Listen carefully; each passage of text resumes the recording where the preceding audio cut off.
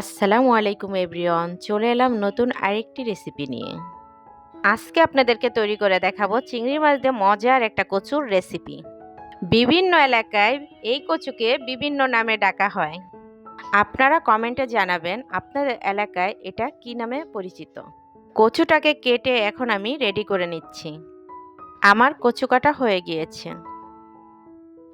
কচুটাকে এখন আমি পরিষ্কার করে ধুয়ে পরিমাণ মতো পানি দিয়ে সেদ্ধ করে নেব। এইখানে আমি সামান্য পরিমাণ লবণ দিয়ে কচুটাকে সিদ্ধ করে নেব।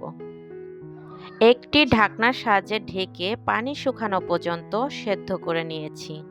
দেখতেই পাচ্ছেন পানিটা একদম শুকিয়ে গিয়েছে আর আমার কচুটাও খুব ভালোভাবে সেদ্ধ হয়ে গিয়েছে। চলুন তাহলে কচুটাকে রান্না করে নিই। একটি প্যানে পরিমাণ মতো তেল গরম করে হাফ কাপ পেঁয়াজ কুচি দিয়ে দিচ্ছি 4-5টা কাঁচামরিচের ফালি।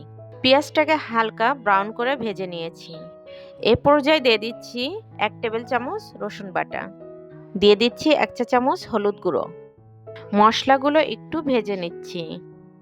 এ পর্যায়ে সামান্য একটু পানি অ্যাড করে মশলাটাকে আবারও ভালোভাবে কষিয়ে নেব। মশলাটাকে ভালোভাবে কষিয়ে এ পর্যায়ে আমি দিয়ে দিচ্ছি চিংড়ি মাছ। আমি এখানে ছোট চিংড়ি মাছ নিয়েছি, আপনারা চাইলে বড় চিংড়িও নিয়ে নিতে পারেন। চিংড়ি মাছগুলোকে ভালোভাবে কষিয়ে নিতে হবে। এ পর্যায়ে আমি সামান্য লবণ অ্যাড করছি।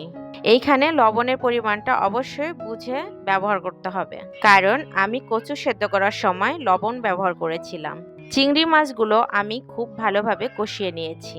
এ পর্যায়ে দিয়ে দিচ্ছি সেদ্ধ করে রাখা কচুগুলো আমি পাটাপুতার সাহায্যে হালকা ম্যাশ করে নিয়েছিলাম।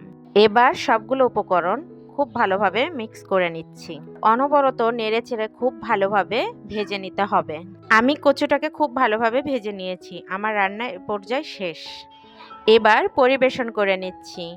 বাসায় ট্রাই করে অবশ্যই কমেন্ট বক্সে জানাবেন কেমন হলো। আবারও ফিরে আসবো নতুন কোনো রেসিপি নিয়ে। ততদিন ভালো থাকবেন, সুস্থ থাকবেন। আল্লাহ হাফেজ।